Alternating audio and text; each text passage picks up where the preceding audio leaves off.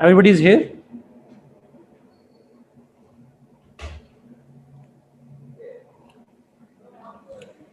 Nasir file share करना.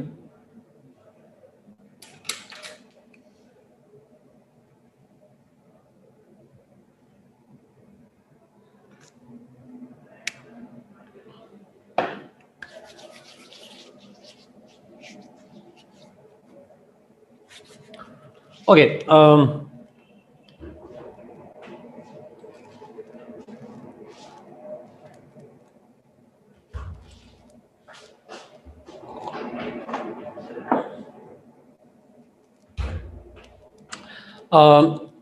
Let's start जी, हम शुरू करते हैं.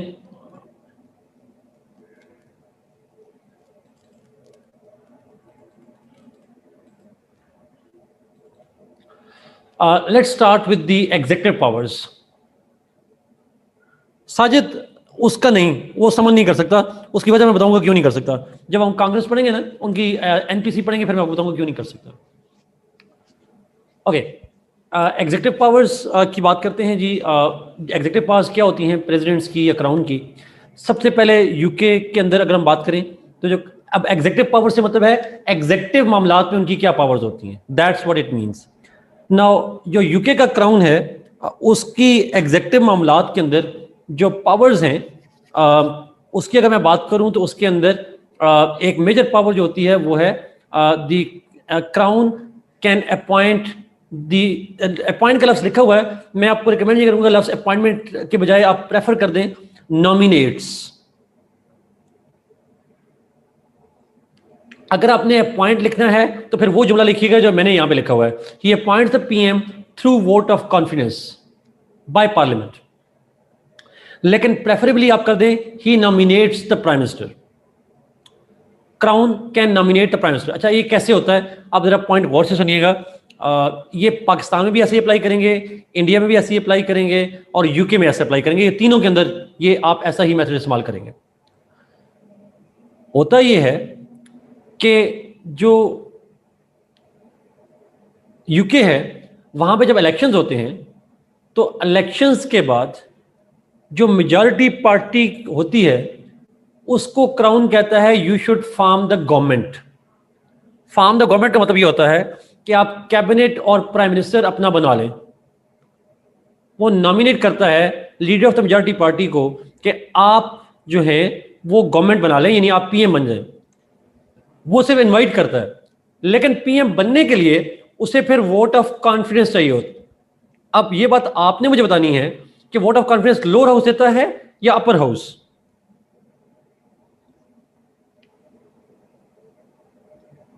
Lower house, exactly. तो यूके में हाउस ऑफ कॉमन्स. अच्छा, दूसरी चीज, vote of confidence lower house से आता है. लोअर हाउस में से उसने लेना होता है. After taking the vote of confidence he becomes और she becomes the prime minister. Vote of confidence के लिए कितनी मेजॉरिटी चाहिए, सिंपल या absolute? Yes Ayesha, absolute majority. ये अपनी गलतियां खुद चेक करते जाइएगा जी. जहां जहां आप गलत हो रहे हैं तो आपकी वो मेमोरी का थोड़ा मसला जो आ रहा है. सो एब्सोल्यूट मेजॉरिटी चाहिए वहां पर वोट ऑफ कॉन्फिडेंस के लिए भी और फिर बाद में वोट ऑफ नो कॉन्फिडेंस के लिए. So this is how the crown appoints the PM through the parliament. अच्छा, अपॉइंटमेंट अगला पॉइंट है. अगला point, the prime minister, sorry prime minister कह रहा हूं, crown appoints the cabinet on the advice from the PM. PM की advice पे crown appoint करता है कैबिनेट को. On the advice of PM crown appoints the cabinet. और जो बाकी एग्जीक्यूटिव मेंबर्स होते हैं जैसे ब्यूरोक्रेसी वगैरह है या एडवाइजर्स हैं या जो भी हेड्स ऑफ नेशनल इंस्टीट्यूशंस हैं, they all are appointed by the crown on the advice of PM. तो मैंने लिखा यहाँ पे appoints all other executive officials on the advice of the PM. Reverse कैसे करते हैं? Okay, the crown appoints the other executive officials on the advice of PM. Other executive officials से मतलब bureaucracies है, head of different national institutions है. Same in Pakistan. Same in Pakistan. Appoints PM, appoints cabinet, appoints other executive officials on the advice of PM. सब कुछ PM. Amna का सवाल, Amna please question को public कर ले, आपका इंपॉर्टेंट सवाल है। Can crown go against the vote of confidence and advice of PM? No, convention is not. Amna फिर प्राइवेट चला गया आपके पास। अच्छा, the crown will always have to go with the procedure जी, और प्रोसीजर यही है कि उसे वोट ऑफ कॉन्फिडेंस के अगेंस्ट नहीं जा सकता और पीएम की एडवाइस के अगेंस्ट नहीं जा सकता। This is not written thing, this is the convention in UK and therefore it is followed as the constitution. Sajid का सवाल, सर पीएम का फिर बता दें। यूके पीएम को नॉमिनेट करता है क्राउन और फिर वोट ऑफ कॉन्फिडेंस लेता है लोअर हाउस से वो with absolute majority. That's what I search. They hold their conventions very secretly, too secretly, true, Hamza, absolutely. They're traditionalist people, you know, primarily. Britishers. Okay, next point. The next मुल्क India है, India में भी same as Pakistan, same है। Please tell me, आपको ये समझ आ रही है इंडिया, पाकिस्तान और यूके की उनकी executive powers, are they clear?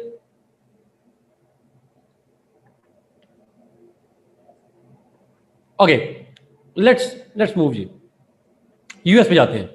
President is the chief executive in US, वो चीफ एग्जीक्यूटिव है। All executive orders are issued by the president.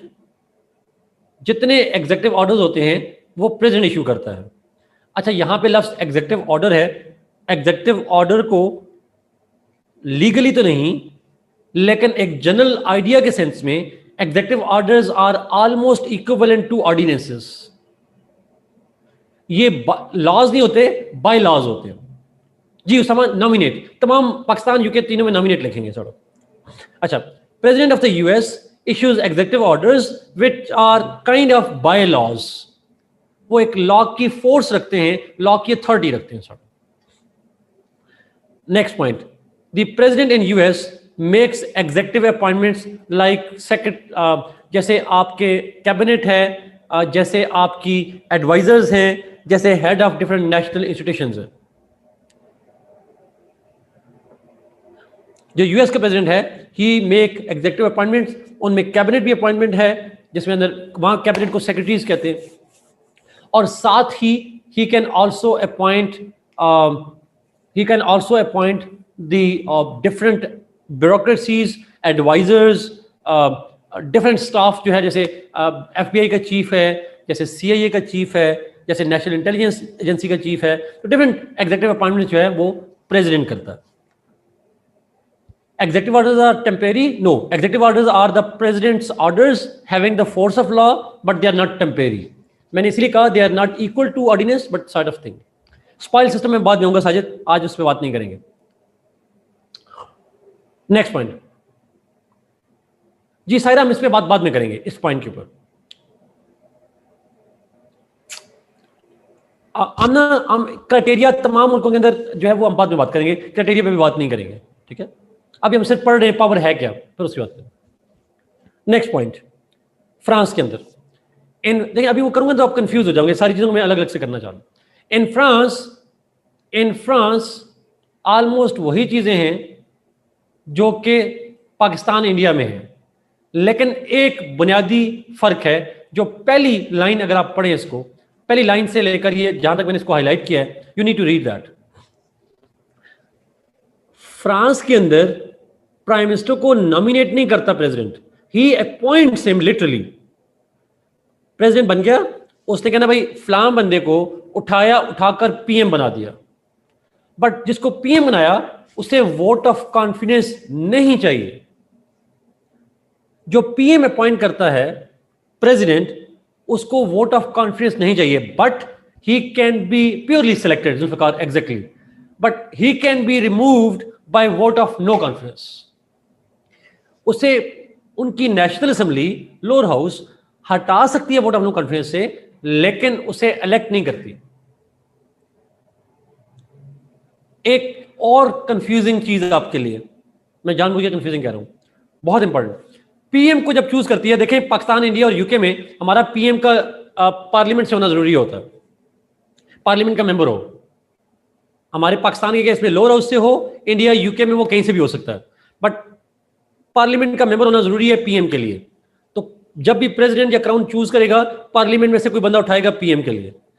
France के अंदर पीएम को जब प्रेसिडेंट चूज करता है, he can be anyone, exactly Sara, he can be from parliament, he can be from outside parliament. वो फ्रांस का सिटीजन हो, बाकी जहां से मर्जी हो, चाहे किसी पीएन को उठाकर बना दे, चाहे वो किसी क्लर्क को उठाकर बना दे, चाहे अपने बेटे को उठाकर बना दे, बेटे बेटी को बना दे, किसी को भी बना सकता है।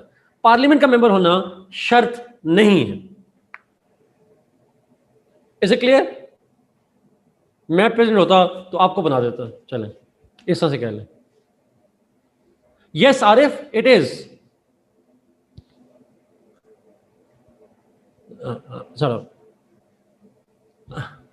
नहीं उस्मान, किसी एक को जो मुझे ज्यादा पैसे देता उसको बना देता 10%। अच्छा, anyhow, so the question is president, ये पॉइंट एक मैं रिपीट करता हूं, जरा सुनिएगा गौर से। President can hand pick anybody from France as the PM, parliament के अंदर से भी, पार्लियामेंट के बाहर से भी। पार्लियामेंट के अंदर से होगा तो मेंबर ऑफ पार्लियामेंट भी रहेगा और पीएम भी रहेगा, और पार्लियामेंट के बाहर से होगा तो पार्लियामेंट का मेंबर बनना जरूरी नहीं है, ही कैन बी एनीबॉडी, उसे पीएम बना देगा। पीएम बनने के बाद उसे वोट ऑफ कॉन्फिडेंस नहीं चाहिए, लेकिन he can be dismissed by vote of no confidence. जब चाहे वोट ऑफ नो कॉन्फिडेंस से उसे पार्लियामेंट डिसमिस कर सकती है, lower house, simple. How about 90%? Then you win Shahbaz. जितना ज्यादा करेंगे आप उतने चांसेस बनते जाएंगे आप। ओके, बाकी प्रोसीजर सही है जी। ये points the cabinet on advice of PM, ये points other executive officials on the advice of PM. Ayesha, the more the better. Okay, let's go जी आगे। जो टर्की है वहां पे प्रेसिडेंट की एग्जीक्यूटिव पावर्स क्या होती हैं? The president is the chief executive in Turkey. No Umar, no, we don't need to, जरूरत नहीं है।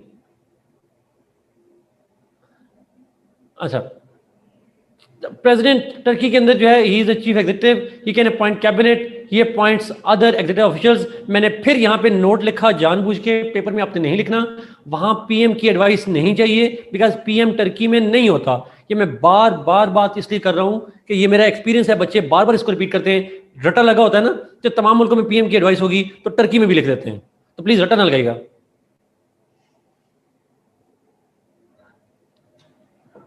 सर ये पॉइंट प्लीज ध्यान में रखिएगा, याद है ये चीज? Is it clear?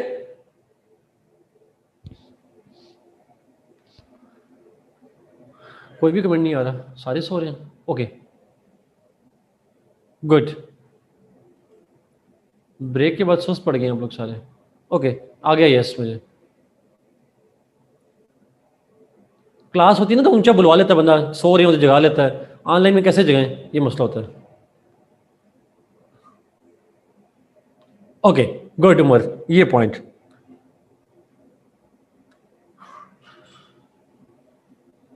India PM can be from, Sajid उस पर बाद में गए।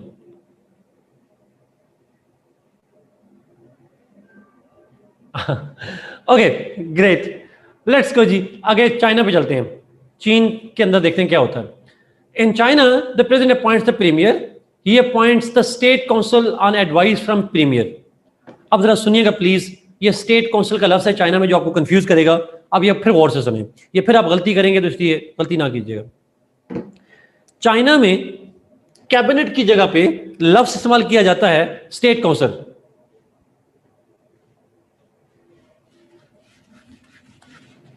चाइना में कैबिनेट की जगह लफ्ज इस्तेमाल करते हैं स्टेट काउंसिल। यस, जिस तरह पाकिस्तान में हम उसको कैबिनेट कहते हैं, एग्जैक्टली आएगा, तो उसमें यहां पे कहते हैं स्टेट काउंसिल। फर्क सिर्फ ये है सारा, यहां पे उस स्टेट काउंसिल के मेंबर्स में प्रीमियर भी होता है, प्लस वाइस प्रीमियर भी होता है, प्लस बाकी मेंबर्स भी होते हैं। स्टेट, बाकियों को हम स्टेट काउंसलर्स कहते हैं।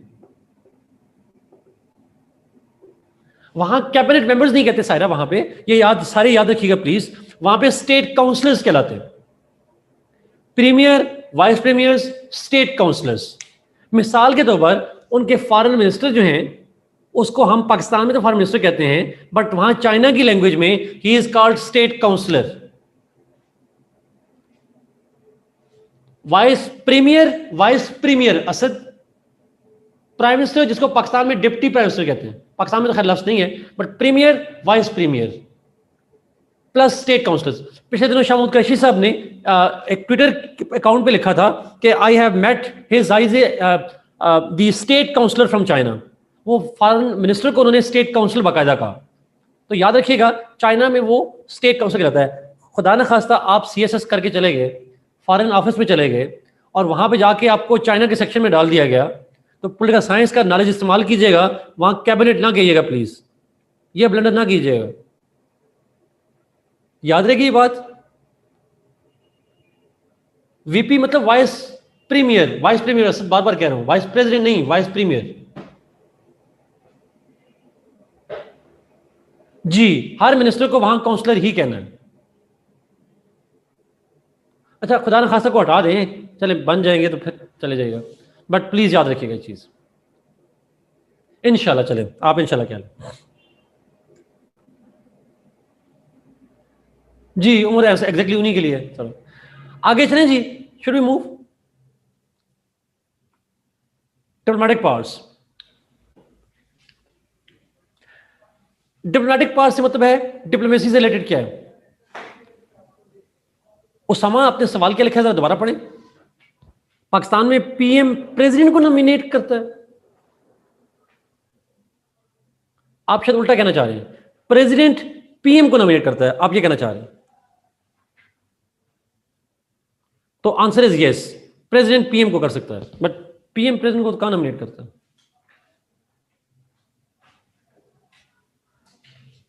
Okay, let's move to diplomatic powers जी।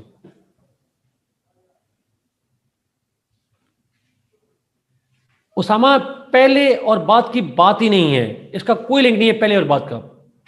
पहले PM लगता हो फिर प्रेसिडेंट लगता हो, उसका कोई प्रोसीजर नहीं है।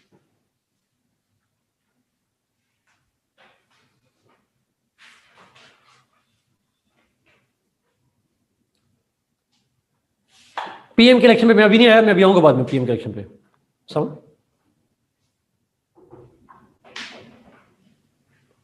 लेट्स मूव जी, डिप्लोमेटिक पावर्स पे चलते हैं। फॉरेन पॉलिसी से रिलेटेड क्या पावर्स होती हैं हेड ऑफ द स्टेट्स की, उस पर देखते हैं।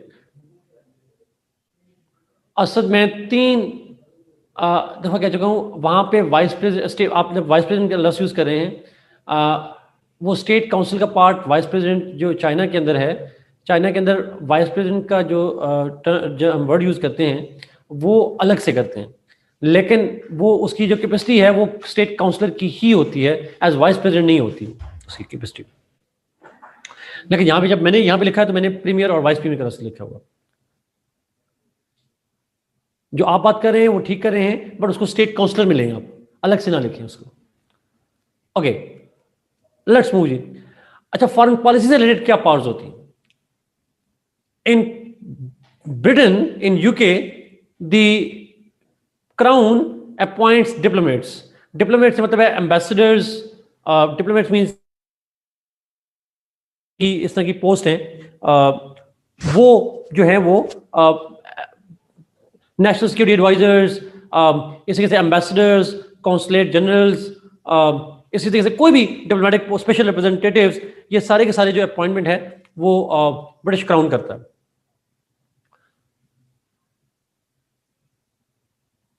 मैं अभी इस पे आऊंगा जी कि ये कौन करता है, इस पे हम बाद में बात करेंगे सायरा, बिल्कुल आखिर में जाके, मुझे सिर्फ थोड़ा सा टाइम दीजिएगा।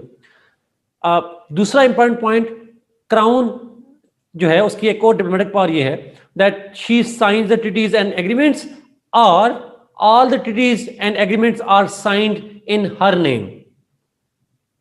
या क्राउन के नाम पे साइन होते हैं ट्रीटीज, या वो खुद साइन करती है।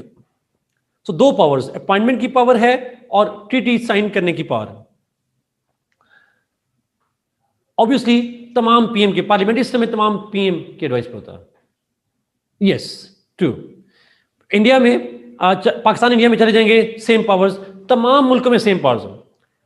प्रेसिडेंट्स और crown, they have the power to appoint diplomats and they sign treaties and agreements, या ट्रीटीज उनके नाम पे साइन होती हैं। एक पॉइंट ज़हन में रख लें, तमाम वो मुल्क जहां पे प्राइम मिनिस्टर्स मौजूद हैं या प्रीमियर मौजूद हैं, ये डिसीजन किया जाता है ऑन देयर एडवाइस। किन मुल्कों में प्राइम मिनिस्टर मौजूद नहीं है, आप जल्दी बताइएगा मुझे, कौन सी स्टेट्स ऐसी हैं जहां पे प्राइम मिनिस्टर्स नहीं है? टर्की में नहीं है और यूएस में नहीं है। Good, Turkey and US. तो उनके अलावा तमाम में लिखेंगे on the advice of PM, जो भी है। आगे चलते हैं, military powers.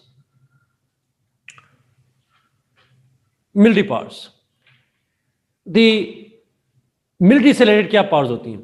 The president appoints military officials, president military officials को अपॉइंट करते हैं। मिलिट्री ऑफिशियल से मतलब है जो मिलिट्री की रैंकिंग्स होती हैं। अब ये कल जो 6 लेफ्टिनेंट जनरल बने हैं, ये भी अपॉइंटमेंट अप्रूवल प्रेसिडेंट से आती है पाकिस्तान में। So in Britain, crown appoints military officials, she has the power to mobilise troops, वो ट्रुप्स को मोबिलाइज कर सकते हैं, यानी फोर्सेस को एक जगह से दूसरी जगह लेकर जा सकते हैं। And she is also the commander in chief of armed forces, वो commander in chief of armed forces होती हैं ऑफिशियली, यस। लेकिन ऑब्वियसली ब्रिटिश की क्राउन जो है वो नॉमिनल पावर है, बिकॉज बराए नाम ही होती हैं ये सारी की सारी पावर्स।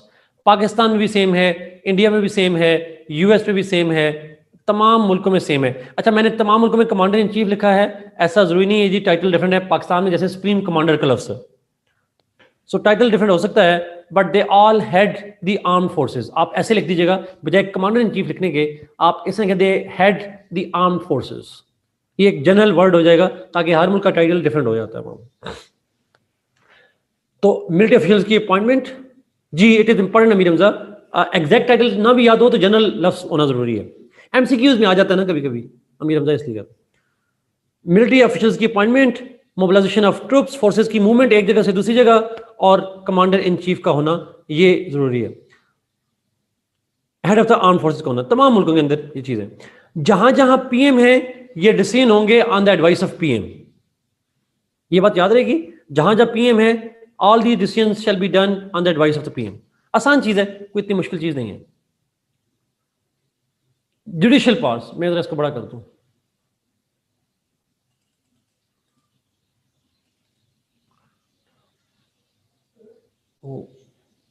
ठीक है, अब आप करें।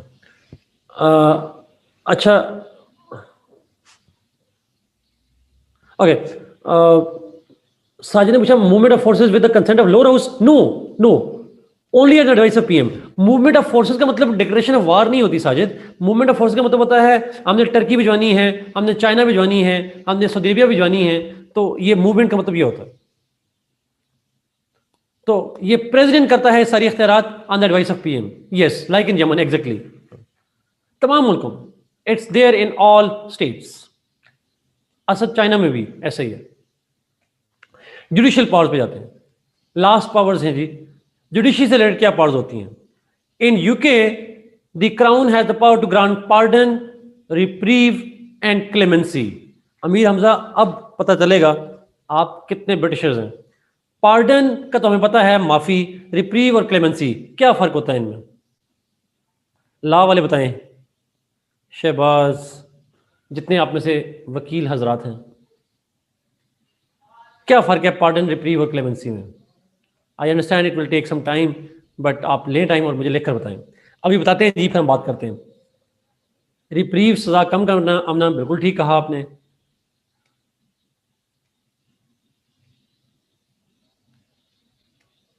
पार्डन में क्या होता है? ये बड़ा इंपॉर्टेंट पॉइंट है, इसे याद रखिएगा प्लीज सारे। माफी, clemency is reducing penalties for a particular crime. अच्छा, pardon is complete forgiveness. Amir Hamza, फिर क्लेमेंसी में और रिप्रीव में क्या फर्क होता है?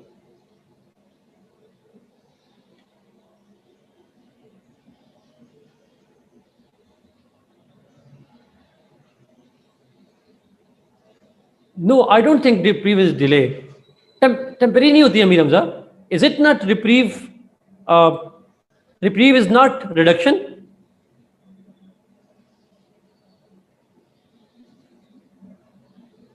Are you sure, Amir Hamza? Let me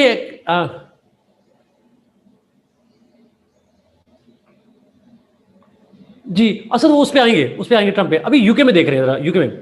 अच्छा, मेरी जो अंडरस्टैंडिंग है जी, मैं शेयर करता हूँ। मैं इसको करता हूँ, जरा हो सकता है मुझे प्लीज करेक्ट कीजिएगा, आप इसको वेरीफाई कर लीजिएगा। Pardon means that you have committed a crime, you remain convicted, आप मुजरिम ही हैं, but your penalty is waived, आपको जो पनिशमेंट है वो खत्म कर दी जाती है। Reprieve is reduction in punishment. आप मुजरिम हैं, आपको सजा हुई है, बट सजा खत्म नहीं हुई, इट इज लाइक आपको कम कर दी गई है। क्लेमेंसी, मेरा ये ख्याल है, it is like declaring somebody innocent. When your punishment is not only removed, you are declared innocent. Is it true or not? Clemency को मुझे करेक्ट कीजिएगा।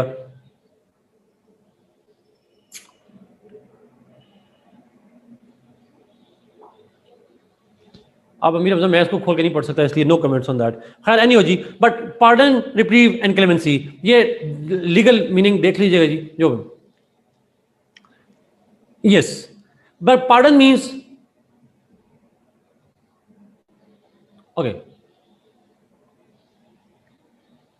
okay, Amir Hamza, let's trust lawyers. It means reprieve is a temporary suspension and clemency is reducing penalty. Good, ठीक हो गया जी। Pardon means सजा खत्म करना, reprieve means temporarily suspend करना, and clemency means it is reducing the penalty. ठीक हो गया, आप सजा कम कर दें सर। Okay, next, US में, in US the president has the power to grant pardon. आप यूएस में चले जाइएगा जी प्लीज। यूएस में the president has the power to grant pardon. माफी का ऐलान, जैसा भी बताया ऊपर असद ने, वहां पे उन्होंने फिलन को, फिलन नाम था ना उनका, फुलन है, ये फिलन है, जो भी है, उसको जो उन्होंने पार्डन किया है ट्रंप ने। The president can grant pardon to anybody, किसी को भी पार्डन दे सकता है। और यस फिलन, आपको पता है, आप सारे इसी पॉइंट पे, granting pardon, one of the few un-Islamic laws in our constitution. Amir Hamza, I have no authority to judge a law Islamic or un-Islamic. मैं शायद इस पे शायद कमेंट ना कर पाऊँ, बिकॉज मेरे लिए मुश्किल हो जाएगा करना। अच्छा, लेकिन anyhow, but coming back to this point, Trump के खिलाफ pardon means when you waive the punishment, सजा खत्म कर देते हैं। अच्छा, आगे चलते हैं जी शहबाज, थैंक यू। बड़ा इंपॉर्टेंट पॉइंट है, ट्रंप के ऊपर एक केस चला था एफआईए के हवाले से, और उस केस के अंदर एफआईए कह रहा हूँ, उनकी अपनी एफबीआई का एक केस चल रहा था। उसके बाद इल्जाम था कि शायद he made a crime by intervening somewhere, एक इशू था। तो ट्रंप को जब चल रहा था तो उसको पूछा गया सवाल, are you not threatened by the punishment, क्या तुम्हें अगर पनिशमेंट हो जाएगी तो are you not fearing that? तो ट्रंप ने कहा, if I am convicted I have the power to grant pardon to myself, मैं अपने आप को भी माफ कर सकता हूँ। He literally said it. So president in US can grant pardon to anybody. Yes, Ukraine के हवाले से। अच्छा, now and that was not illegal obviously. जी हमजा, ऐसा ही है, पार्डन हमेशा प्रेसिडेंट ही दे सकता है, ये शायद रखिए हमेशा प्रेसिडेंट। लेकिन पाकिस्तान जैसे मुल्कों में, ये पाकिस्तान और इंडिया में पीएम की एडवाइस पे होती है, और इंडिया में यूएस में वो किसी के एडवाइस के बगैर नहीं होती, याद रखिएगा। ओके, इन पाकिस्तान अगर आप देखें, the president has the role in the appointment of जजेस। पाकिस्तान में जजेस की अपॉइंटमेंट में एक रोल होता है प्रेसिडेंट का। वो रोल क्या है हम बाद में जाके पढ़ेंगे, but he has a role in that. जी मुस्तफ़ा, पाकिस्तान इंडिया में ये ग्रांड पार्डन पीएम की एडवाइस पे, तो पाकिस्तान में अपॉइंटमेंट ऑफ जजेस भी पीएम की एडवाइस पे होती है, बट वो प्रोसीजर हम बाद में जाके पढ़ेंगे या शायद आप लोगों ने पढ़ा हो कहीं पे। इंडिया में the president grants pardon, he also appoints जजेस on the advice of PM, वहां भी पीएम की एडवाइस पे जजेस अपॉइंट करता है, वहां भी एक रोल होता है। यूएस में grand pardon, ji Amir Hamza, yes that's true. America में ऐसी इम्यूनिटी नहीं है अमीर हमजा, वहां पे अमेरिका में ऐसी इम्यूनिटी नहीं है। सो अमेरिका के अंदर president grants pardon and American के अंदर द प्रेसिडेंट आल्सो अपॉइंट्स जजेस। अच्छा, अमेरिका में प्रेसिडेंट सुप्रीम कोर्ट के जजेस को अपॉइंट करता है, वहां पे किसी की एडवाइस नहीं चाहिए होती।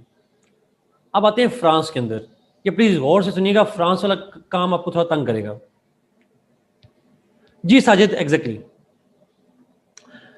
ये फ्रांस वाला पॉइंट जरा प्लीज देखिएगा जी। In France president has the power to grant pardon, वो पार्डन कर सकता है, लेकिन साथ ही एक और चीज भी बड़ी इंपॉर्टेंट है, the president also appoints 1/3 members of the constitutional council. अच्छा, फ्रांस के अंदर एक इंस्टीट्यूशन है जिसको कॉन्स्टिट्यूशनल काउंसिल कहते हैं, जो कॉन्स्टिट्यूशनल लॉ वाले बच्चे हैं they need to read that जी, वो आपके लिए इंपॉर्टेंट है वहां पर। अब कॉन्स्टिट्यूशनल काउंसिल के टोटल मेंबर्स होते हैं, कॉन्स्टिट्यूशनल काउंसिल के टोटल मेंबर्स होते हैं 9। उन 9 में से out of those 9 1/3 members are appointed by the president of France. तो 9 का 1/3 कितना होगा? What will be the 1/3 of 9?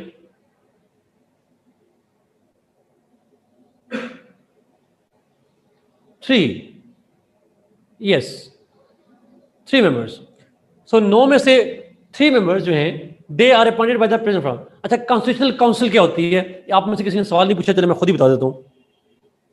France में कॉन्स्टिट्यूशन की इंटरप्रिटेशन से रिलेटेड कोई क्वेश्चन होगा, any issue pertaining to the interpretation of the constitution shall go to constitutional council।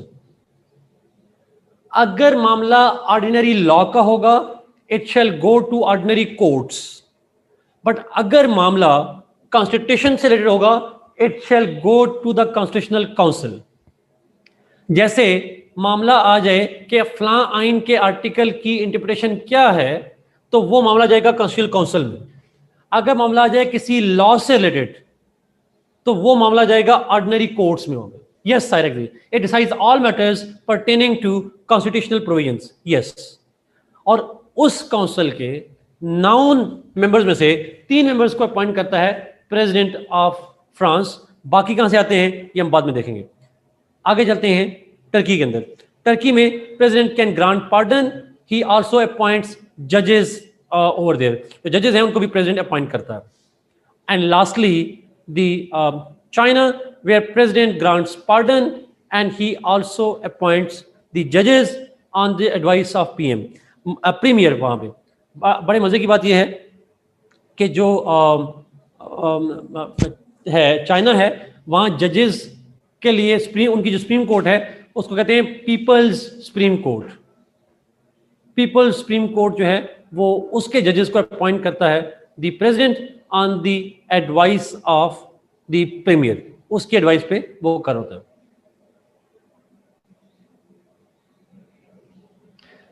मैं दोबारा करता हूं जी, एक दफा ये क्वेश्चन ऊपर आ रहे हैं। अच्छा, एक तो क्वेश्चन प्लीज आप पब्लिक किया करें, मैं आपसे फिर रिक्वेस्ट कर रहा हूं ताकि मुझे वो ना फिर बच्चों को दोबारा पढ़ने पड़ते हैं। France has dual court system, public के लिए अलग, गवर्नमेंट के लिए अलग, council council is another council. Rimsha, इस पे मैं आखिर में जाके बात करूंगा, but in simple words yes. जो रिमशा का सवाल अगर किसी को समझ नहीं आया तो I will explain that at the end जी, इस पे बाद में बात करेंगे, but answer is yes. France के अंदर कॉन्स्टिट्यूशनल काउंसिल के जो मेंबर्स हैं जी वो 9 मेंबर्स होते हैं, और उन 9 में से 1/3 members are appointed by the president. एक कमेंट आया जी, मैं चाहूंगा आप में से बच्चे जवाब दें। उसने लिखा फ्रांस में जुडिशियल रिव्यू नहीं होता, तो what will be your answer? चलो मैं खुद बताता हूं। वहां पे होता है जुडिशियल रिव्यू, वहां पे जुडिशियल रिव्यू होता है, लेकिन वो एक्सरसाइज कोर्ट नहीं करती, वो कॉन्स्टिट्यूशनल काउंसिल करती है। Constitutional council does it, not the courts. Supreme Court name in China is name people's supreme court. जी सायरा, एग्जैक्टली। सो चाइना में नाम है पीपल्स सुप्रीम कोर्ट जी। Last part of the chart जी, लास्ट जो main debate है charts के वाले से, उस पर लग जाऊं जी। हमजा ऐसा ही है, ऐसा ही है। ओके, ये नीचे नोट पढ़ें जी सारे, बहुत इंपॉर्टेंट नोट है, बिल्कुल लास्ट जो हेडिंग नीचे लिखी हुई नजर आ रही होगी आपको। एवरी डिसीजन, अब ये पहला यूके का है, every decision taken by the crown is on the advice of PM. UK में तमाम डिसीजन जो प्रेसिडेंट लेता है, प्रेसिडेंट वो क्राउन, वो पीएम की एडवाइस पे होता है। ब्रिटिश क्राउन इवन सिग्नेचर भी बिल के ऊपर खुद नहीं करती। Even the signature on the bills are done by the cabinet members. All decisions, each and every decision of the crown is taken by the crown on the advice of PM. खाना का menu भी वही decide करता है भाई, signature भी crown का minister कोई कर लेता है। मेरी अपनी जाती डिक्शनरी में British crown can only breathe, वो सांस ले सकती है अपनी मर्जी से और कुछ नहीं कर सकती। इतनी मासूम इनोसेंट होते हैं वहां पे जाके। उनके कलर्स, उनकी सैलरीज कुछ भी नहीं कर सकते वो। Everything is predetermined. Anyway, तो आप ये ध्यान रखिएगा, British crown can only breathe, वो सांस ले सकती है और कुछ नहीं कर सकती। नेक्स्ट, पाकिस्तान में नो नो नो क्राउन नहीं नहीं, नोबल पाकिस्तान का प्रेसिडेंट बड़ा पावरफुल है, क्राउन के पास ये पावर नहीं है। क्राउन के पास ये पावर नहीं है। रिमशा पैसे होते हैं पर उनके अपने नहीं होते। वो कोहिनूर मरेगी तो उसके खानदान में नहीं जाएगा, अगले बादशाह के पास जाएगा। वो ये भी नहीं ऑन कर सकते। इवन ड्रेस कोड अपनी मर्जी का नहीं कर सकते। आपको बता तो रहा हूं, अपनी मर्जी का ड्रेस भी नहीं पहन सकते। हमारा प्रेसिडेंट अपनी मर्जी से शेरवानी तो पहन सकता है जी। आरिफ, एग्जैक्टली। बस एक जुमला, शी कैन ओनली ब्रीथ, वो सांस ले सकती है बस। आगे चलते हैं। पाकिस्तान में every decision taken by the president is on the advice of PM. हमारे प्रेसिडेंट का हर डिसीजन पीएम की एडवाइस पे होता है। बट हमारे यहाँ प्रेसिडेंट साइन खुद कर लेता है, अपना ड्रेस को डिसाइड कर लेता है, बहुत सी चीजों का, बट थोड़ी सी पावर ज्यादा होती है सर। इंडिया में सेम एज पाकिस्तान, वो बड़ा नॉमिनल होते हैं सारे। अच्छा, तीनों मुल्कों में मैं आपसे सवाल पूछ रहा हूं, मुझे जवाब दीजिएगा। What if she is refuses, अगर वो ना करे तो? वो करती नहीं है, उसके अंदर इतनी हिम्मत ही नहीं होती। अच्छा, मेरा सवाल का जवाब दीजिएगा। यूके, पाकिस्तान और इंडिया में क्राउन की पावर्स नहीं होती, क्यों नहीं होती? यस, समझा ट्रू, क्यों नहीं होती? अगर आपसे पूछे पॉलिटिकल साइंस के स्टूडेंट की हैसियत से, why crown and the president do not have powers? Yes Ayesha, we are parliamentary system जी। बिल्कुल ठीक है आयशा, आयजा, आप लोगों ने। अब पाकिस्तान इज पार्लियामेंट्री सिस्टम, और पार्लियामेंट्री सिस्टम में head of the state has nominal powers, symbolic powers होती हैं। Good, very good. आगे चलते हैं। यूएस में, यूएस का नोट चेक करें। All presidential appointments require confirmation by Senate. President जितनों को अपॉइंट करता है, कैबिनेट को, मिलिट्री को, एम्बेसडर्स को, जजेस को, all appointments that he makes need to be confirmed by senate. Senate की कंफर्मेशन होती है वहां पर।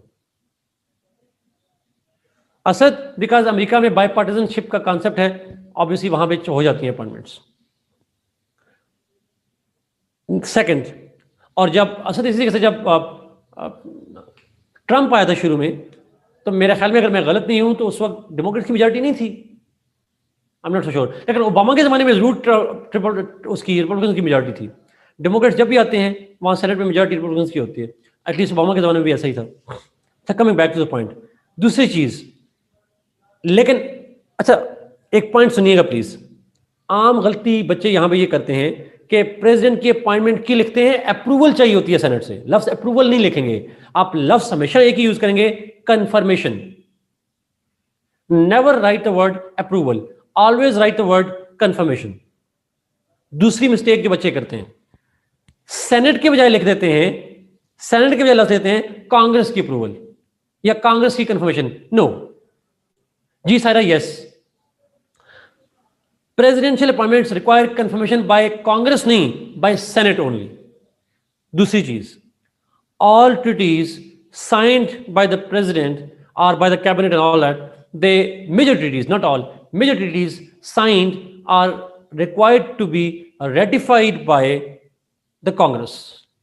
तमाम मेजर ट्रीटीज जो साइन करता है प्रेसिडेंट या उसकी cabinet, they need to be ratified, यानी अप्रूव्ड बाय कांग्रेस। जी exactly Amir Hamza, that's the most important reason. True. So treaties जितने भी प्रेजेंट करेगा उसकी अप्रूवल चाहिए होगी कांग्रेस से, चाहे वो इकोनॉमिक ट्रीटी हो, फ्री ट्रेड की हो, सिक्योरिटी की हो, कुछ भी हो, वो अप्रूवल चाहिए होती है वहां। फ्रांस में every decision taken by the president is on the advice of the PM. China के अंदर प्लीज, जी सायरा एग्जैक्टली यस, प्लीज अगला पॉइंट देखिए, बहुत इंपॉर्टेंट है जो चाइना में मैंने लिखा हुआ है जी, प्लीज इसको गौर से पढ़ें और 2 बार पढ़ें और आंखें खोल के पढ़िएगा प्लीज, बंद करके नहीं पढ़नी। All decisions taken by the president, all decisions taken by the president in China must be approved by NPC and Standing Committee of NPC. मैंने कहा प्रीमियर की तो एडवाइस चाहिए होती है, लेकिन तमाम प्रेसिडेंट के जो डिसीजंस हैं वो प्रीमियर के अलावा एनपीसी की अप्रूवल चाहिए, और एनपीसी के अंदर एक कमेटी होती है जिसको स्टैंडिंग कमेटी कहते हैं, it's approval is must. Is it clear?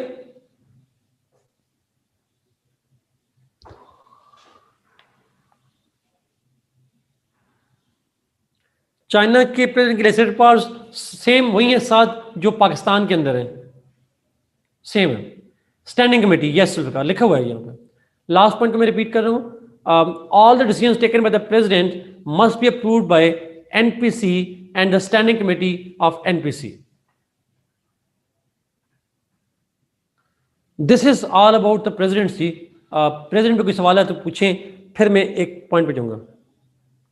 Head of the standing committee is premier और प्रेसिडेंट? प्रीमियर। सायरा,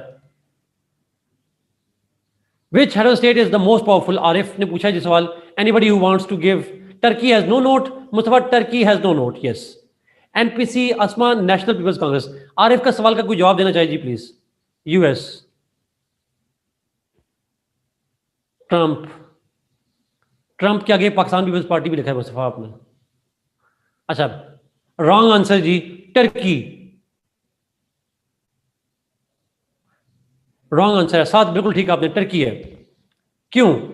अमेरिका का प्रेसिडेंट जब भी कोई अपॉइंटमेंट करेगा सेनेट से अप्रूवल लेगा, टर्किश प्रेसिडेंट को अप्रूवल की जरूरत नहीं है। कौन पावरफुल हुआ?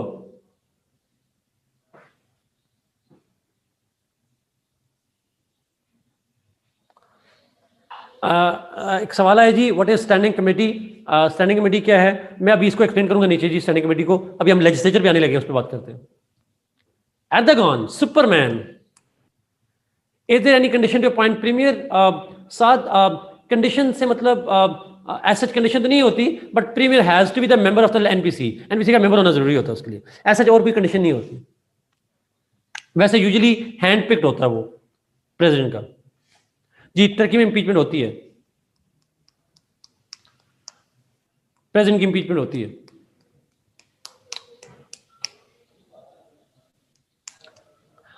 अब लेट मी गो जी, इस पे एक कमेंट और कर लूं, फिर हम लेजिस्लेचर्स पे जा रहे हैं। जरा प्लीज मेरी बात गौर से सुनिएगा, बहुत गौर से। मैंने आपको इसके बाद नीचे लेजिस्लेचर पे जा रहा हूं, मैं प्राइम मिनिस्टर्स नहीं पढ़ा रहा। प्राइम मिनिस्टर्स की पावर्स क्या होंगी? अगर आज पाकिस्तान में प्राइम मिनिस्टर्स की पावर्स, तो वो कौन सी होंगी?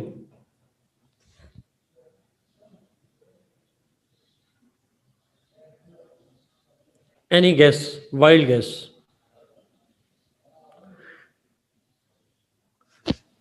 देखें exactly Ali Hamza, same power जो प्रेसिडेंट की हैं, वो सारी पावर्स बेसिकली प्राइम मिनिस्टर की होती हैं। क्योंकि जो भी प्रेसिडेंट डिसीजन करना होता है वो पीएम की एडवाइस पे करता है। तमाम ये पावर्स जो मैंने लिखी है, लेजिस्लेचर, एग्जीक्यूटिव, जुडिशियल, तमाम पावर्स ये प्रेजेंट करता है अंडर एडवाइस ऑफ पीएम। अगर सवाल पीएम पे आ जाए तो आप लिखेंगे PM does it through president by giving advice to the president. ये सारी पावर उसकी होती। यस जी Saira, that's the point. All these powers are actually exercised by the government, although theoretically. जी अमीर हमजा लाजमी ले लिखेंगे, लाजमी ये लिखेंगे बात।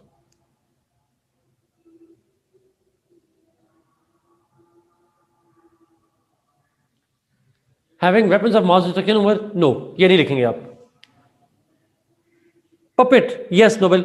President is more like a puppet. Okay ji, let's go to legislature. अगले चलते हैं, legislature पे चलते हैं। Let's go to legislatures. क्या लेजिस्लेचर्स के नाम क्या हैं? अगर आप देखें यहाँ पे यूके है, Pakistan, India, US, France, Turkey, ये जो भी मुल्क आपको नजर आ रहे हैं।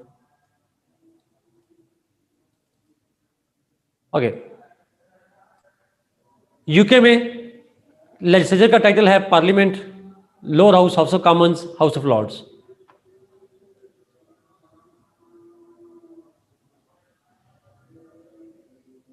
जी एग्जैक्टली। यूके, यूएस और टर्की में प्राइम मिनिस्टर होता ही नहीं है, तो बात ही खत्म हो जाएगी वहां पे।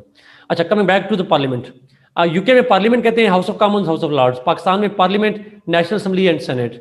इंडिया में parliament, Lok Sabha and Rajya Sabha. US, France, Turkey, ये सारे नाम बता चुका हूँ, मुझे बोलने की जरूरत नहीं है मेरे ख्याल में। इस पर आप कर सकते हैं खुद। क्या हुआ? ओके, ठीक हो। ओके, ये टाइटल याद रहेंगे?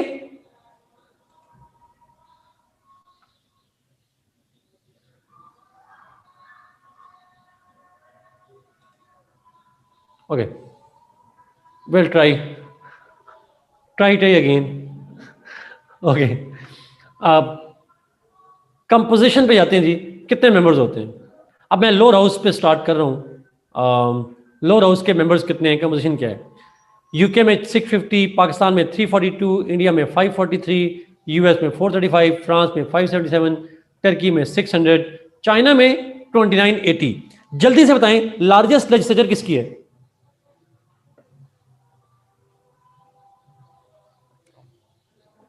चाइना।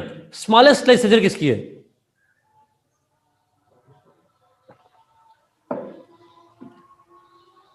पीके। पीके मूवी ना लिखा करें, पीए लिखा करें। पीके से मतलब कुछ और ही होता है। Okay, good. नीचे चलते हैं। आसान है कंपोजिशन। अच्छा, ये इतनी आसान नहीं है जितनी आपको लग रही है जी, प्लीज दरमियानी नहीं पूछनी। एक कॉन्स्टिट्यूशन लॉ में एक डिबेट है थोड़ी, आप ज़रा ध्यान रखिएगा। आप मिसाल लेता हूँ कोई छोटी सी। आप में से चूंकि कॉन्स्टिट्यूशन लॉ वाले बच्चे कोई हैं, ज़रा प्लीज आज करा करें, मुझे पता चले कौन कौन से बच्चे हैं, मैं हिसाब से ताकि बात किया करूँ। जी जी। अच्छा, आप लोगों ने बताना है जी ज़रा एक चीज़ सर। आप फ्रांस के अंदर आगे, मुझे समझ आ गई कॉन्स्टिट्यूशन लॉ वाले बच्चों, अभी पूछता हूँ जरा आपको। अच्छा, फ्रांस के अंदर लिखा हुआ है 577। ये जो 577 है, फ्रांस के कॉन्स्टिट्यूशन में लिखा है मैक्सिमम ऑफ 577। पाकिस्तान में लिखा है फॉर एग्जांपल 342 मेंबर्स होंगे, फ्रांस में लिखा है मैक्सिमम 577। क्या मतलब होता है मैक्सिमम 577 का?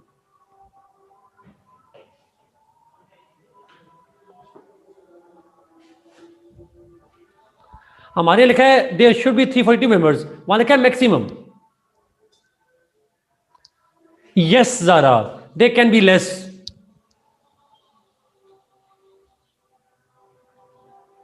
जी एग्जैक्टली। अच्छा, अब अगला सवाल। पाकिस्तान में कोई बंदा एमएनए मर जाए, रिजाइन कर दे, उसका री इलेक्शन होगा? उसकी जगह पे सीट रीफिल होगी? यस, बिकॉज टोटल नंबर्स हमने पूरे करने हैं। उस नंबर्स हमें पूरे करने नंबर 342। लेकिन फ्रांस में री इलेक्शन होगा? बाई इलेक्शन होते हैं वहां पे? नहीं होते, बिकॉज सीटें कम भी हो जाएं तो कोई फर्क नहीं पड़ता। Exactly, that was the main point जी। अगर आपको पता था तो ठीक है, नहीं पता था wake up.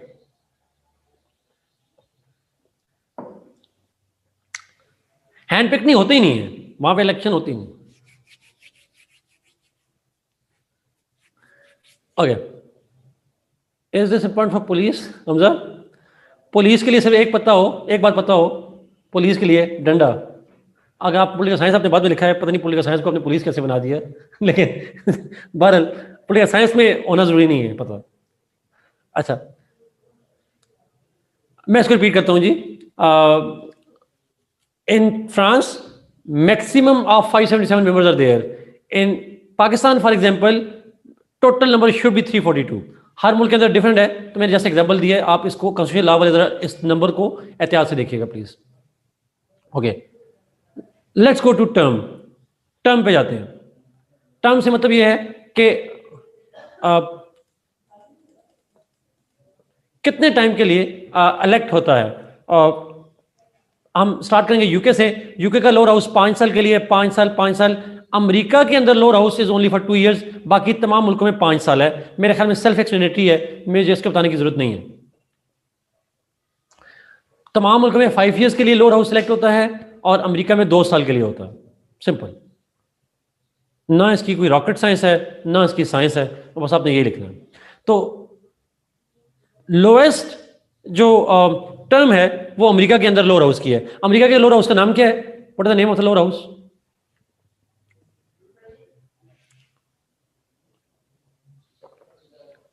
House of representative.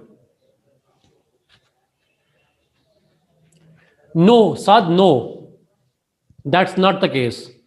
America में 4 साल नहीं है। मेरा प्लीज मुझे करेक्ट कीजिएगा, मेरा नहीं ख्याल कि 4 साल की टर्म है जैसा आप कह रहे हैं। प्लीज मुझे कॉन्स्टिट्यूशनल लॉ वाले भी करेक्ट कीजिएगा। इज इट 4 इयर्स और उसको बाद मिड टर्म कहते हैं? यस, मेरा ख्याल है यही है साथ के इट्स कॉन्स्टिट्यूशनली 2 इयर्स, मेरा यही ख्याल है। बट प्लीज अगर बाकी लोग भी कमेंट कर लें गूगल के बगैर।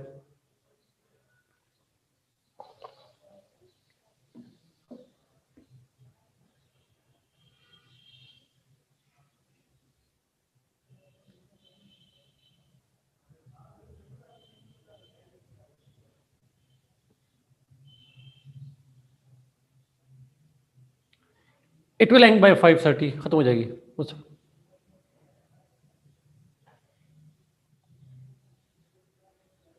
चलें जी, मैं इसको खुद वेरीफाई भी कर लूंगा कॉन्स्टिट्यूशन में क्या है, बट देख लेंगे। नो नो नो नो, सारा ऐसा नहीं है, सारा बिल्कुल ऐसा नहीं है। हाफ मेंबर्स नहीं होते, पूरे मेंबर्स होते हैं। हाफ मेंबर्स नहीं है।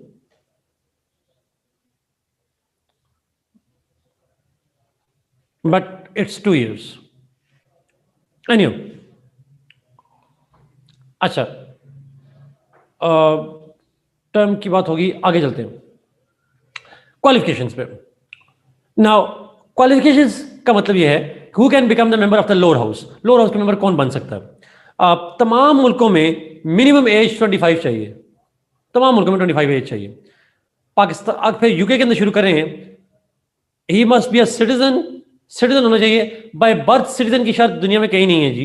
पाकिस्तान के अंदर, सॉरी, ये जो हमारे कोर्स में स्टेट्स हैं इनमें बाय बर्थ सिटीजन होना जरूरी नहीं है लोअर हाउस का मेंबर बनने के लिए।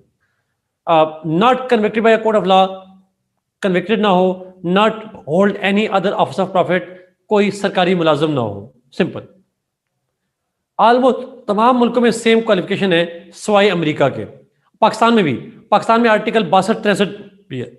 यानी लोअर हाउस का मेंबर बनने के लिए अगर आप मुसलमान हैं तो पक्के मुसलमान होने चाहिए, कभी झूठ ना बोला हो, हमेशा अमीन रहे हों और इस सादिक और अमीन रहे हों, और फिर आपने पक्के मुसलमान हो, मेरे लिखा हुआ है उसमें you must be a kind of, मतलब प्रैक्टिसिंग मुस्लिम का लफ्ज़ लिखा हुआ है आपके लिए। प्रैक्टिसिंग मुस्लिम का लफ्ज़ है, यानी आपने कभी नमाज ना छोड़ी हो, रोज़ा कभी ना छोड़ा हो, इस तरह की चीज़ें मतलब ये होती हैं। ट्रू मुस्लिम जो भी हैं सब। अच्छा, उसके बाद एक डिफरेंट है यूएस में। यूएस में एडिशनल शर्त ये है that he must be resident of the US for 7 years. US में लोअर हाउस का मेंबर बनने के लिए 7 साल तक यूएस के रेजिडेंट रहे हों। फिर टर्की में डिफरेंट है, he must have completed the primary education. वहाँ पे टर्की में प्रेसिडेंट के लिए कौन सी एजुकेशन चाहिए?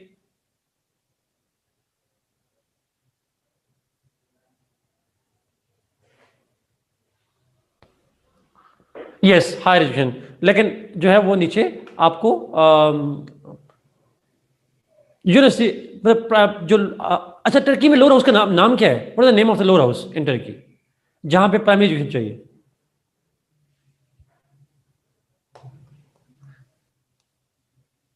एग्जैक्टली वहां नो लोअर हाउस जी, एक ही हाउस है और उसका नाम है जीएनए, वन हाउस जी। गुड, यही चेक कर रहा था आप जाग रहे हैं कि नहीं जाग रहे।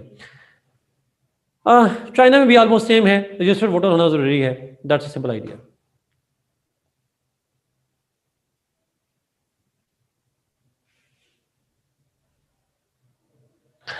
यस, अभी हमजा से एक कंफ्यूज करता है। हमजा 2 इयर्स के बाद इलेक्शन, तो वो भी कह रहे हैं बच्चे होते हैं, बट वो कहते हैं 4 साल का होता है, 2 साल के बाद इलेक्शन सिर्फ होते हैं। बच्चे ये कहना चाह रहे हैं टर्म 4 साल है लेकिन इलेक्शन 2 साल बाद होते हैं, ये बच्चे ऐसे कह रहे हैं, तो वी विल सी दैट इंशाल्लाह। अच्छा, इलेक्शन पे जाते हैं।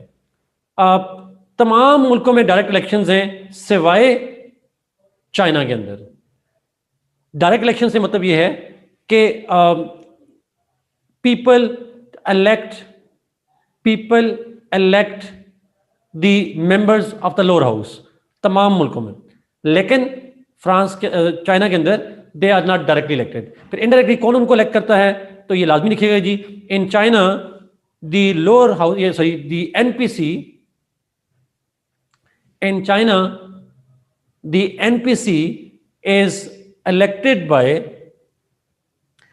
in China, the NPC is elected by the local government, जिसको हम लोकल गवर्नमेंट्स कहते हैं, यानी regional governments, local governments, then by the autonomous regions and by the PLA, People's Liberation Army. People's Liberation Army, regional governments जिनको हम local government भी कहते हैं, और ऑटोनमस रीजन्स जो हैं जैसे सिंकियांग वगैरह हैं, they actually elect the members of NPC. Awam direct elect नहीं करते, काउंसिल्स इलेक्ट करती हैं, that's part of the NPC वहां पे। बाकी तमाम मुल्कों में डायरेक्टली इलेक्टेड होते हैं sort of. Is it clear?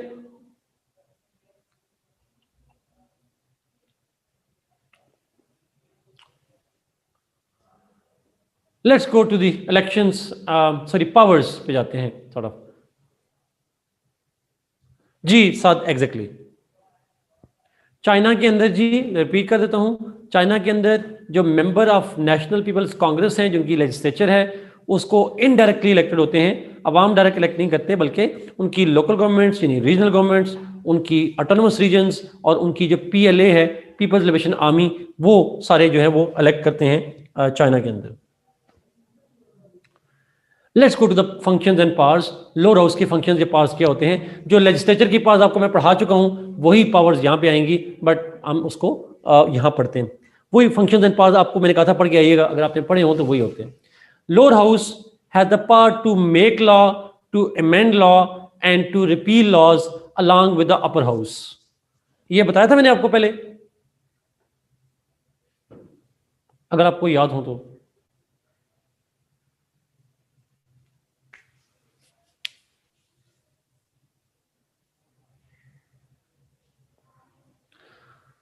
Okay, शुक्र है ये याद है आप लोगों को। तमाम मुल्कों में make law, amend law, repeal law along with the upper house, लेकिन 2 मुल्कों में अलॉन्ग विद अपर हाउस नहीं लिखेंगे। कौन से 2 मुल्कों में अलॉन्ग विद अपर हाउस नहीं लिखेंगे?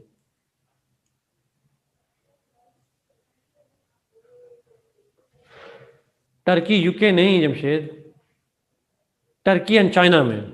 यस, टर्की एंड चाइना में, यस। टीसी, ये ज्यादा चला सब समझ। ओके, अच्छा, अब मेरा आपसे सवाल अगला। पाकिस्तान, यूके और इंडिया में इस मेकिंग लॉ के लिए, अमेंडमेंट ऑफ लॉ के लिए और रिपील ऑफ लॉ के लिए कितनी मेजॉरिटी चाहिए? पाकिस्तान, यूके एंड इंडिया में सिंपल मेजॉरिटी चाहिए, बाकी तमाम मुल्कों में एब्सोल्यूट चाहिए जी, याद रखिएगा जुमला। इनमें क्यों सिंपल मेजॉरिटी चाहिए? इन 3 मुल्कों में ऐसा क्या है? इन 3 मुल्कों में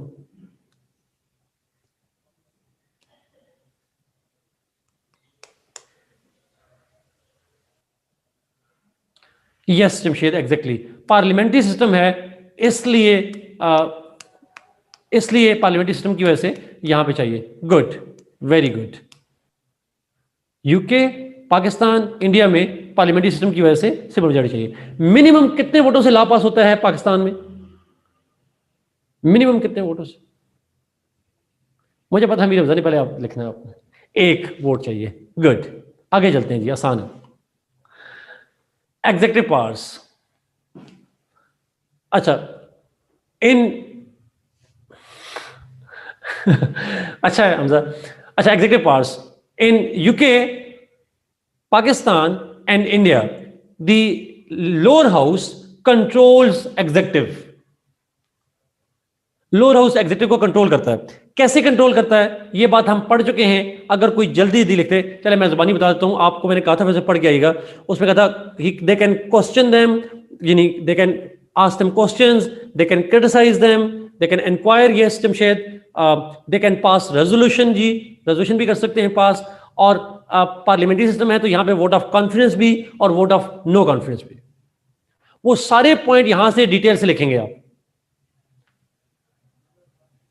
is it clear? Ji Amir Hamza, exactly ये सारी चीजें मैंने आपको बताई हुई हैं, हाउ दे कंट्रोल एग्जेक्टिव।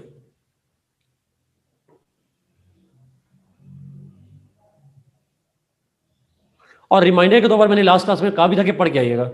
ये सबको समझ आ रही है इसकी? पाकिस्तान, इंडिया और यूके में मारिए, वो नीचे आएगा, नीचे आएगा, नीचे आएगा पॉइंट, मारिए वो। ओके, लेट्स मूव जी। आते हैं यूएस के अंदर। इन US the lower house can only debate executive policy. वो मेजर इंक्वायरी नहीं कर सकते, वो एग्जीक्यूटिव की पॉलिसीज को डिबेट कर सकते हैं। In France the national lower house, National assembly controls executive, लेकिन यहां पे कंट्रोल सिर्फ पीएम और कैबिनेट को कर सकते हैं। In France the lower house can not control the president. Macron साहब को कंट्रोल नहीं कर सकती उनकी नेशनल असेंबली, उनके पीएम को कर सकती है और कैबिनेट को। अब यहां पे कंट्रोल में, मेरे सवाल का जवाब जरा सोच के दीजिएगा, इस कंट्रोल में क्या लोअर हाउस इलेक्ट करता है पीएम को फ्रांस में?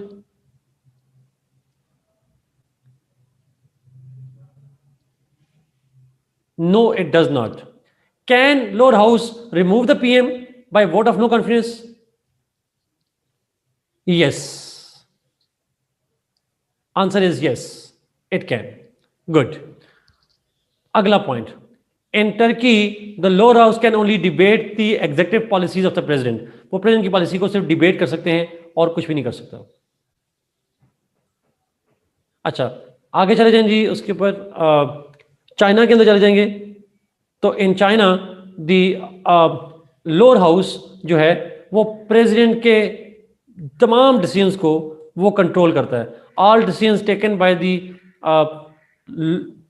Executive must be approved by the NPC. NPC की पावर है कि उसे अप्रूवल देते हैं। अगले पॉइंट पे जाते हैं, इम्पीचमेंट। अच्छा, इम्पीचमेंट का पॉइंट बड़ा इंपॉर्टेंट है। In UK there is no concept of impeachment, वहां इम्पीचमेंट नहीं होती। अच्छा, वहां फिर क्या होता है? In crown can stay for as long as, वो जब तक जिंदा है वो रहते हैं, तो उसको हटा नहीं जा सकता। बाकी तमाम मुल्कों में इम्पीचमेंट जो है वो करते हैं lower house along with upper house by 2/3 majority. Lower house से फिर अपर हाउस जाता है। अब और याद रखिएगा, तमाम मुल्कों में इम्पीचमेंट स्टार्ट कहां से होती है? From the lower house. It always start from the lower house. दूसरी चीज जो मैंने नहीं बताई अभी तक, लोअर हाउस से इंपीचमेंट शुरू होती है और उसके लिए चाहिए होती है absolute majority, while 2/3 majority is needed only in the upper house. Lower house से एब्सोल्यूट मेजॉरिटी, अपर हाउस से 2/3 मेजॉरिटी, ये याद रखिएगा प्लीज जी। साथ बिल्कुल ठीक करें, upper house acts as a judiciary, as a jury, यानी लीगल उसमें काम करती है। लोअर हाउस सिर्फ इंक्वायरी करता है और एज अ जुडिशियल प्रोसीडिंग करती है अपर हाउस के अंदर। That's true. अगले पे आते हैं military powers. Lower house declares war along with the upper house. तमाम मुल्कों में मैंने लिखा है जी, डिक्लेरेशन ऑफ वॉर जो है वो लोअर हाउस करता है अपर हाउस के साथ मिलकर, और जो आखिरी दो स्टेट हैं वहां पे अपर हाउस होता नहीं है, तो खुद ही डिसाइड करते हैं। अब ये सवाल मरीम हफीजी ने पहले भी पूछा था जी, वो मैं उसको डिले करी जा रहा था क्वेश्चन को, यहां से रिलेट करता है। देखिए, मैंने आपको कहा था कि declaration of war is done by the legislature. अच्छा, अब ये प्लीज जरा गौर से सुनिएगा। एक होती है वार की डिक्लेरेशन, एक होता है वार को कंडक्ट करना। वार लड़नी कैसे है, किधर लड़नी है, कौन से वेपन यूज करने हैं, ये सारे इख्तियारात होते हैं एग्जीक्यूटिव के। लेकिन वार की अनाउंसमेंट सिर्फ और सिर्फ लेजिस्लेचर कर सकती है। जुल्फकार, फिर टर्की और चाइना में जब आप लिखेंगे तो लफ्ज लोअर हाउस नहीं होगा ना, वहां पे एक ही हाउस होगा। सर प्लीज ये वार वाला पॉइंट समझ आ रहा है आपको? Announcement, formal announcement is done by the legislatures, लेकिन जो कंडक्ट ऑफ द वॉर है, कहां लड़नी है, कितने फौजी लेकर जाने हैं, ये सारी कंडक्ट ऑफ वॉर कहलाता है, ये करता है एग्जीक्यूटिव। अमेरिका में प्रेसिडेंट को ये पावर डेलीगेट की हुई है उनकी कांग्रेस ने। ये जो बच्चे अमेरिका के अंदर खासकर एग्जाम्पल में कंफ्यूज होते हैं, अमेरिका में प्रेसिडेंट के पास पावर है ये, लेकिन उसे कांग्रेस ने पावर डेलीगेट दी हुई है, और उस डेलीगेशन में कहा हुआ है कि 90 डेज तक वो वार कर सकता है। 90 डेज के बाद उसे कांग्रेस के पास जाना पड़ेगा। ये मैं अगर गलत नहीं हूं, आई एम सॉरी, बट शायद ये फैक्ट ऐसा ही है। ये जो डेलीगेटेड पावर है अमेरिका के अंदर, ये इसको वार पावर्स एक्ट कहते हैं। ऐसा ही है जी, अगर कोई लीगल एक्सपर्ट मुझे कमेंट कर सकें, इसको वार पावर्स एक्ट का लफ्ज देते हैं। इन यूएस, जमशेद आपको मुझे समझ नहीं आया, जरा दोबारा लिखिएगा। In US the president has been given the power to declare war by the Congress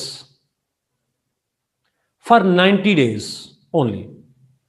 इसको वार पावर्स एक्ट कहते हैं, मेरा ख्याल है, बट वार पावर्स एक्ट वाली बात आप वेरीफाई कर लीजिएगा, मैं उस पर श्योर नहीं हूं जी। नेक्स्ट पावर पे चलते हैं, फाइनेंशियल पावर्स। मैंने आपको बताया था जो लेजिस्लेचर होती है वो हमेशा पर्स ऑफ द नेशन कहलाती है, they are called purse of the nation. तो यहां पे हमने बात की, the lower house has the complete control over the finances, it is called the purse of the nation.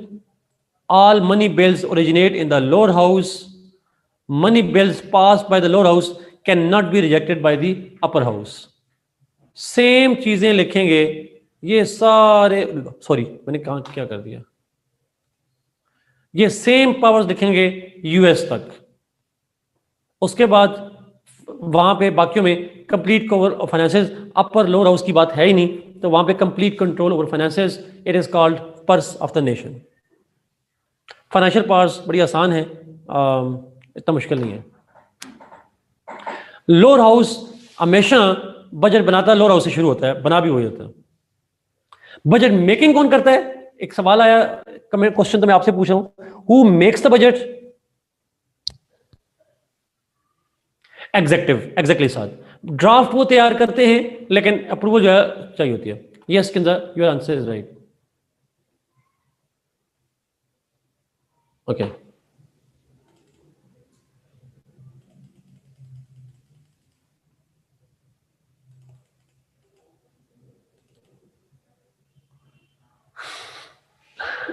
Shahbaz अपनी बात याद रखिएगा, यू गॉट मेट्रो मोटर, अब लेनी है आपने, लाजमी लेनी है इससे शहबाज से।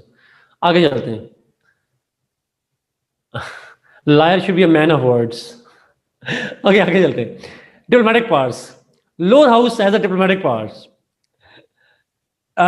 जो लोअर हाउस है, it can debate and control the executive. अच्छा, डायरेक्ट डिप्लोमेटिक पावर लेजिस्लेचर की नहीं होती, अगर आपको याद हो ये बात मैंने बताई हुई है, they do not have it. Diplomatic powers होती हैं एग्जीक्यूटिव की, और एग्जीक्यूटिव को कंट्रोल करता है लोअर हाउस, यूके में, पाकिस्तान में और इंडिया में। इन तीन मुल्कों के अंदर, ये जिनको मैंने हाईलाइट किया हुआ है, लेजिस्लेचर का डायरेक्ट रोल नहीं है डिप्लोमेटिक में। इवन ट्रीटी की रेटिफिकेशन भी नहीं चाहिए होती इन तीनों मुल्कों में। It can only debate the foreign policy, it can not make the foreign policy, but executive जो फॉरेन पॉलिसी बनाता है उसको कंट्रोल जो है वो आपका लोअर हाउस कर रहा होता है। साथ वो standing committees on foreign relations they only debate, they only control the executive. वो फॉरेन मिनिस्टर को बुला लेंगे स्टैंडिंग कमेटी वाले, भाई आपने डिसीजन क्यों लिया? तो these committees do not take decision on foreign policy, they actually control those people who make the foreign policy. ठीक है, ये याद रखिए। तो डिबेट करते हैं फॉरेन पॉलिसी को, और जो फॉरेन पॉलिसी बनाते हैं उनको कंट्रोल करते हैं, डायरेक्ट कोई डिटेल नहीं। अमेरिका में lower house can only debate the foreign policy, उसका कंट्रोल नहीं होता प्रेसिडेंट के ऊपर, अपर हाउस का होता है वहां। अच्छा, इसी तरीके से टर्की के अंदर, फ्रांस के अंदर चले जाएंगे। In France the lower house it ratifies the treaties along with the upper house. Turkey में भी it debates and ratifies the treaties. और अगर आप आखिरी पॉइंट पे चले जाएं, जी शबाज, एग्जैक्टली, आप टर्की चाइना में चले जाएंगे, सेम है, debates and ratification of treaties. Ratification of treaties भी चाहिए होती है। वैसे मैंने यहां पे यूएस में नहीं लिखा हुआ जी, यूएस में भी डिबेट होती है, लेकिन रेटिफिकेशन ऑफ ट्रीटी के लिए भी लोअर हाउस के पास जाना पड़ता है उसको। तो यूएस में ये पॉइंट ऐड कर दें जो मैंने नहीं लिखा हुआ वहां पर।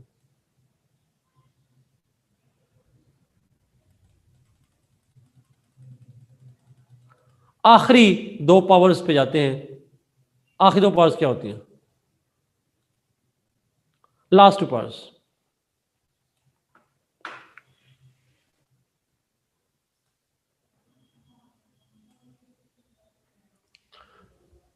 ओके, जुडिशियल पावर्स, जुडिशरी से रिलेटेड क्या पावर्स हैं? यूके के अंदर लोअर हाउस की जुडिशरी से रिलेटेड पावर्स नहीं है जी। साथ पॉइंट ऐड करना है कि यूएस के अंदर जो लोअर हाउस है वो डिबेट करने के अलावा ट्रीटी की रेटिफिकेशन में भी उसका रोल होता है। Okay, judicial powers. यूके में lower house does not have judicial powers, लेकिन पाकिस्तान में lower house has a role in the appointment of जजेस in high courts and supreme court. आप जो अगेन पाकिस्तान में जजेस की अपॉइंटमेंट है उसको हम एक दो लेक्चर्स के बाद डिटेल से पढ़ेंगे, बट 18 अमेंडमेंट को जब स्टडी करेंगे, कुछ लोगों को शायद ऑलरेडी आइडिया होगा, बट हम उसको पढ़ेंगे। रोल होता है, डिसीजन सारे वो नहीं करते। आरिफ लॉ लॉर्ड्स का रोल होता था हाउस ऑफ लॉर्ड्स में, बट हम लोअर हाउस पढ़ रहे हैं। Arif upper house of Lords होता है, हम अभी लोअर हाउस को पढ़ रहे हैं। अच्छा, सो पाकिस्तान में जजेस का एक रोल है, सॉरी लोअर हाउस का एक रोल है इन द अपॉइंटमेंट ऑफ जजेस। उसके बाद आगे जाए अमेरिका के अंदर, इंडिया में कोई रोल नहीं है लोअर हाउस का जुडिशरी से रिलेटेड। यहां पे चले जाए यूएस में, ये क्या लिखा हुआ? ओके, अमेरिका में द इम्पीचमेंट ऑफ फेडरल जजेस is done by the lower house along with upper house. America में जजेस की इम्पीचमेंट हो जाती है जी, लोअर हाउस करता है अलॉन्ग विद अपर हाउस, और फेडरल जजेस, सुप्रीम कोर्ट भी है और बाकी जजेस भी हैं। फिर आगे जाते हैं चाइना के अंदर, सॉरी के अंदर, वहां मैंने अगर आपको याद हो कहा था कॉन्स्टिट्यूशनल काउंसिल के 9 मेंबर्स होते हैं, उनमें से 1/3 मेंबर्स अपॉइंट करता है president of France, plus 1/3 members appoint करता है president of lower house. France के अंदर लोअर हाउस का नाम क्या है जी? What is the name of the lower house? National Assembly. Yes, 1/3 members को अपॉइंट करता है प्रेसिडेंट ऑफ फ्रांस, और 1/3 मेंबर्स को अपॉइंट करता है president of national assembly. France के अंदर 2 हाउस हैं, lower house is called national assembly, upper house is called senate. So 1/3 members को प्रेसिडेंट ऑफ नेशनल असेंबली, वहां पे हमारे यहाँ नेशनल असेंबली का स्पीकर कहलाता है, वहां नेशनल असेंबली का प्रेसिडेंट कहलाता है वहां। अच्छा, सो टोटल हो गए 6/9 हो गए अमीर हमजा, और रिमेनिंग 1/3 हो जाएंगे हमजा, वहां पे सेनेट का जो चेयरमैन है वहां पे सेनेट का प्रेसिडेंट कहते हैं। रिमेनिंग 1/3 सारा उसी पे बता रहा हूं। Remaining 1/3 are appointed by the president of the upper house, वो हम बाद में पढ़ेंगे जाके। ओके, आगे जाते हैं, आप जाएं टर्की के अंदर। अच्छा, टर्की के अंदर भी होती है कॉन्स्टिट्यूशनल कोर्ट। फ्रांस में कहते हैं कॉन्स्टिट्यूशनल काउंसिल, टर्की में कहते हैं कॉन्स्टिट्यूशनल कोर्ट। उसके मेंबर्स होते हैं 15। उस 15 में से 3 मेंबर्स को अपॉइंट करता है प्रेसिडेंट ऑफ टर्की। मैंने ऊपर नहीं लिखा था जी, टर्की के प्रेसिडेंट के एक फंक्शन में ऐड कर दें। इन Turkey the president of Turkey appoints 3 members of the constitutional court. Sorry, उल्टा हो गया।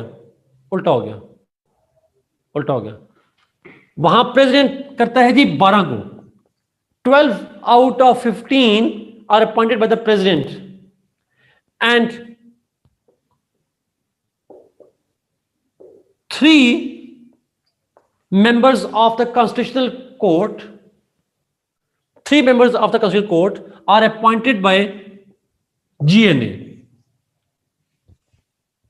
आखिरी पॉइंट है जुल्फिकार, ये खत्म होने वाला है।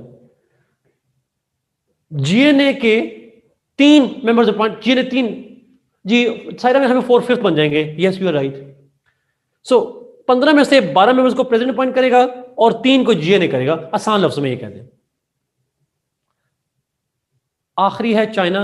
In China NPC elects the judges of the Supreme Court।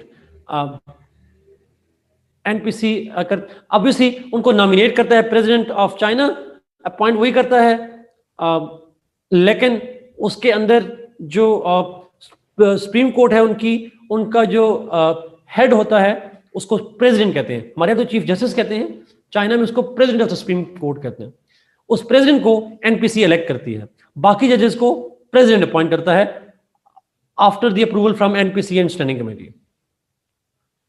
आखिरी पावर है जी कॉन्स्टिट्यूशनल अमेंडमेंट।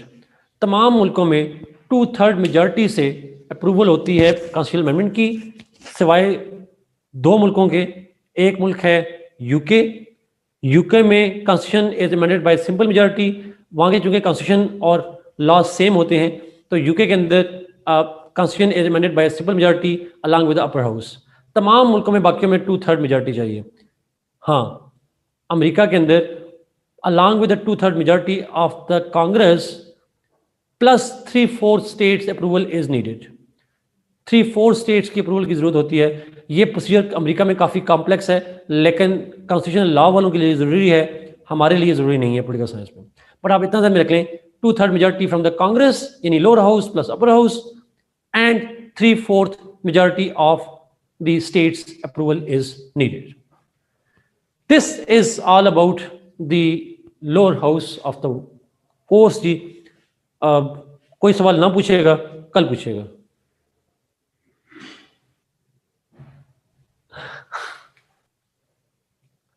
कल रख लिया उन्होंने, मुझे मैसेज कर दिया उन्होंने। सायरा नहीं, only if you are constitutional law student, फिर आपको जरूरत है, वैसे जरूरत नहीं है। 3/4 स्टेट्स, मरियम।